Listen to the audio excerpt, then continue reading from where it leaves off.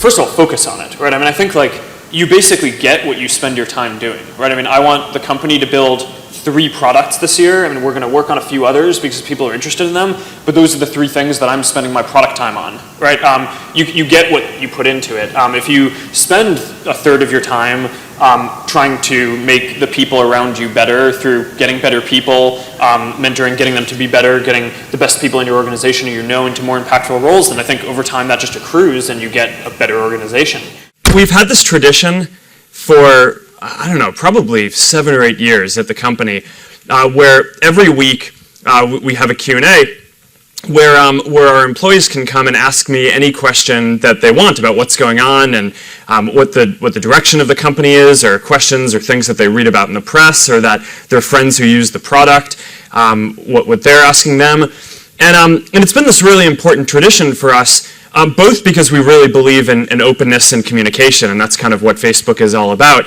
But it's also really important for me and for running the company to be able to get feedback, right? And to be able to learn what's on people's minds, what our employees and folks who are part of our team are thinking about, and just kind of a lot of the time there are good questions that people ask that change the way that we think about what we're building and what we're here to do in the world, and that often make us go think and reevaluate how we should be approaching different problems. So many things go wrong when you're starting a company, and often I think people ask, what mistakes should you avoid making? And my answer to that question is don't even bother trying to avoid mistakes, because you're going to make tons of mistakes, right? And the important thing is actually learning quickly from whatever mistakes you make and not giving up, right? And I mean, there are things every single year of Facebook's existence that could have killed us or made it so that it just seemed like moving forward and making a lot of progress just seemed intractable, but you just kind of bounce back and you learn, and nothing is impossible. You just have to kind of keep running through the walls. I don't hire people who I wouldn't work for myself. I think that's a really good heuristic, because everyone knows this, like, there's this saying, like, A players hire A players and B players hire C players, which is like good people hire good people. Yeah.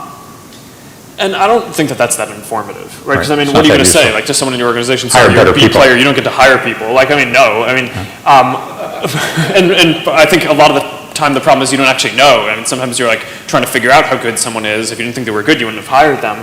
But the heuristic of only hiring people who you would work for tends to be pretty good, I think. Because then it's like, then that right? It's like, I would not work for this person, then okay, I'm not going to like stretch just because I need to fill a role today.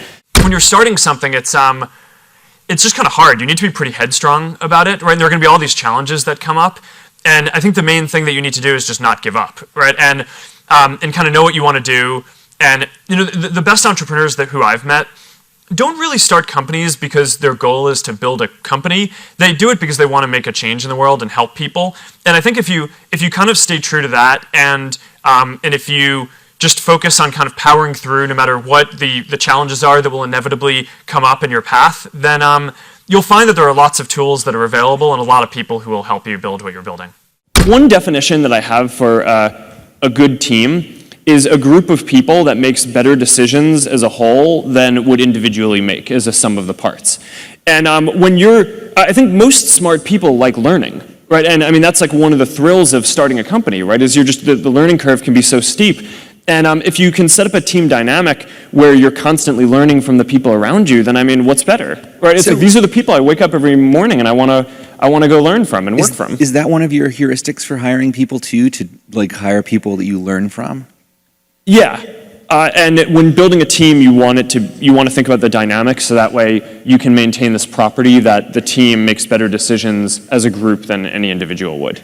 I always kind of I get a little upset whenever any media attention focuses on me personally and me leading Facebook, much less a movie. It's been kind of a bad year, hasn't it? It turned out okay. Time, Academy. It turned out good. The time thing was awesome.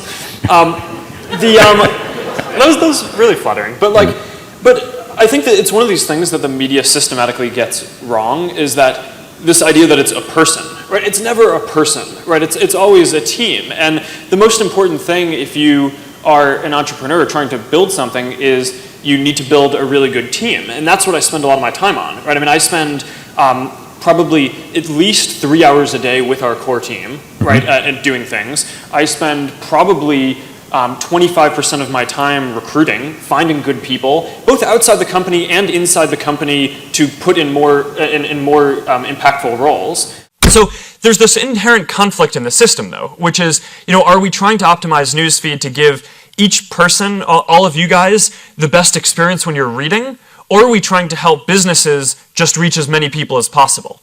And in every decision that we make, we optimize for the first, for making it so that for the people who we serve, who use Facebook and who are reading newsfeed, get the very best experience that they can. And that means that if a business is sharing content that's going to be useful for them, then we'll show that. But that means that if the business is sharing content that isn't going to be useful for them, we may not show that, because it's probably more important that they learn about their friend who had a baby and their baby is healthy. So that's an important guiding principle for how we think about this stuff. And as the products continue to develop, there's just going to be more people sharing more things, and we're going to continue to try to do our best at showing the best things that we can, understanding that there's no way that a person will ever take the time to go through every one of the 1,500 things that are shared with them every single day. But that's kind of how I think about organic reach. And there are a lot of pages that are doing quite successfully, and their organic reach is growing quite a bit because they're delivering content to people that they really want. So if you're a business owner and you're thinking about how to use your free page on Facebook, I would just focus on trying to publish really good content that's going to be compelling to your customers and the people who are following you. I spent a bunch of time analyzing and reflecting on why it was that we were even able to do it, because all reasons suggest that we shouldn't have been able to do it, right? Because all these other companies had way more engineering power and servers and time and money and all this stuff. And I actually think that this is a pretty instructive thing for anything that you want to go do, because this is the same property is going to be true for anything that you guys start, is that someone else is going to have more resources and be able to do it. The reason why I think we actually ended up being the ones doing it is because we just cared way more about it than everyone else, right? So there were always projects at some of these other companies that were these hobbies, but we always thought that it was this really important thing and really just felt in our gut and our heart that we wanted to do it. And early on there were always these skeptics saying that, oh, this can't be a business. We didn't actually care that much about it being a business early on, but a lot of the reason why bigger companies didn't invest in it was because it wasn't clear that there was a model that would work for it. It seemed like a bad idea. Yeah, and I actually think that that's true for a lot of the best ideas, right? Is that it's not that someone else can't do it, they actually can, and the odds are stacked against you, but I think often that belief in the fact that you just care so much about what you're doing is the only thing that kind of drives you to do it. And, to be honest, that kind of drives me to this day. I mean, one of the big emphasis points for the company right now is internet.org. And, for a while we had this rallying cry of, can we connect 1 billion people? And when we started talking about that, we thought that was crazy, right? It was way bigger than any service in the world that had been built, and it was 10 digits long, right? It's it felt crazy. We'd never get to that. But then the thing is, as we started to actually get closer to that, we took a step back and we're like, all right, well, our mission isn't actually to get 1 in 7 people in the world to be connected. It's we want to connect everyone. So it's a big issue that only around 1/3 of the people in the world have access to the internet, and that's something that we think that we can do something about. And similar to early Facebook, there's no business model around this. I mean, all the people who have all the money in the world, I mean, it's not necessarily a fair thing, are already the people who are on Facebook, right? It's in the first 1/7 of the world. But we just believe really strongly. It's like, this is what we were here to do. This is what our company cares about. I care about it. The team cares about it. Our culture cares about it. So we're just going to keep pushing on it. And I actually think a lot of the reason why great stuff gets built is because it's kind of irrational at the time.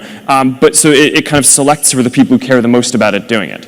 But the students around me were really important as well, right? And both in high school and in college, I mean, the people who started Facebook with me and a lot of the people who are still with me running the company today are people who I met when I was at Harvard. And some of them were my TFs at Harvard, right? And when the professors were off writing papers, these were the people who actually taught me, and then we hung out and we had social bonds and academic bonds. And I wouldn't understate the importance of that. And I mean, it's very tied into my whole philosophy and the product that I spend my life building, Facebook, because we just believe that social bonds are critical. And one way that I think about the value that Facebook is filling in the world is that you go through school, and at least when I did, people just focused on academics, like achievement, different areas, and one of the things that no one really ever taught me was like having friends is really valuable. Now, not that I didn't have friends, but like, although the movie, yes, I could see that. But that first girlfriend. But for sure, I don't think anyone is like. It's not like, okay, third grade, we're gonna teach you that like hanging out with people is a very important development, right? And I don't know, I actually think that is, and I think that's part of the reason why sometimes people view Facebook as a waste of time, but I actually think it's this extremely socially valuable utility, and I know that I wouldn't be where I am today without that aspect of my life being as developed as the academic part. Hey everyone. Yesterday, Governor Chris Christie challenged me to the ALS Ice Bucket Challenge. Governor, I accept your challenge. And after I dump this bucket of ice on my head, I get to nominate 3 new people to challenge. So I'm going to challenge Bill Gates, my partner at Facebook, Sheryl Sandberg, and Netflix's founder and CEO, Reed Hastings, to do this within the next 24 hours. So you have 24 hours to do this, or you have to donate $100. All right, here we go.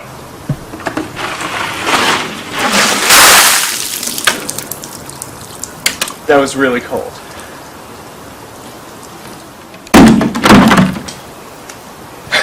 I think that's why you become an entrepreneur, right? Like, you don't get to pick your partners a lot of the time, but you do get to pick your organization. And you do get to pick who you partner with. I mean, sometimes you may be forced by circumstances to try to work with people who aren't your top pick to have to work with, but you get say over all this stuff, right? And I don't know, don't be a victim, make it happen. But no, I think the real story is just, a lot of hard work, right? I mean, it's a lot of people who are engineers who kind of sit around and code, and we're here because we're trying to help people connect, and we believe deeply in this mission. And our community today has 1.35 billion people in it, and there are 7 billion people in the world, and we want to connect all of them. And that's why we're here.